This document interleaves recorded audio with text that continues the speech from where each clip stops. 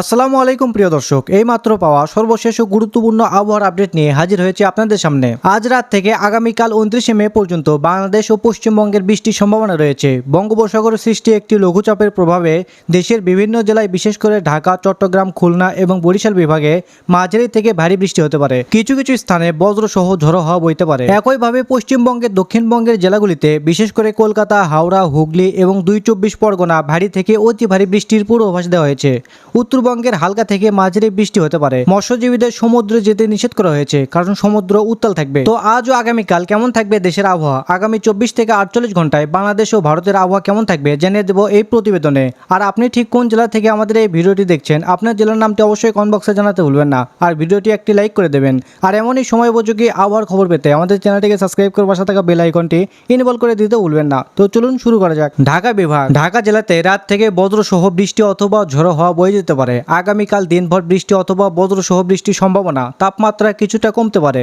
ফরিদপুর, গাজীপুর, নরসিংদী, টঙ্গী এই জেলাগুলোতেও বজ্রসহ বৃষ্টি এবং ঝোড়ো হাওয়া বয়ে যেতে পারে। খুলনা বিভাগ। খুলনা, পটুয়াখালী, কয়রা, চুয়াডাঙ্গা এই অঞ্চলগুলোতে মাঝারি থেকে ভারী বর্ষণ হতে পারে। কিছু কিছু স্থানে দমকা হাওয়া বয়ে যেতে পারে। বরিশাল বিভাগ।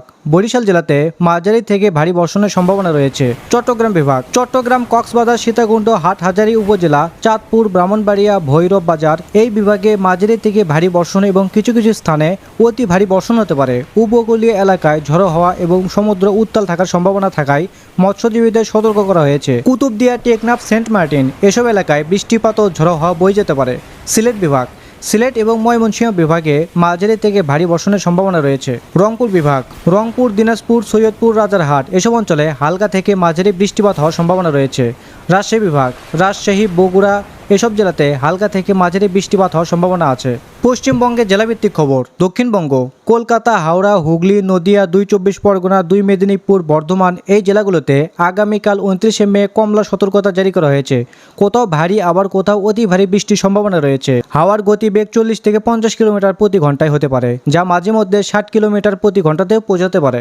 দক্ষিণবঙ্গের অন্যান্য জেলাগুলোতে বিক্ষিপ্তভাবে ঝড় বৃষ্টি চলবে এবং কোথাও কোথাও ভারী বৃষ্টি হতে পারে। উত্তরবঙ্গ। উত্তরবঙ্গের জেলাগুলোতে 29শে মে থেকে বৃষ্টির পরিমাণ বাড়বে। হালকা থেকে মাঝারি বৃষ্টির পূর্বাভাস রয়েছে। তো এই ছিল আবহাওয়ার খবর। আপনি কোন জেলা থেকে দেখছেন, আপনার জেলার নামটি অবশ্যই কমেন্ট বক্সে জানাতে ভুলবেন না। তো ধন্যবাদ সবাইকে, ভালো থাকবেন, সুস্থ থাকবেন, আল্লাহ হাফেজ।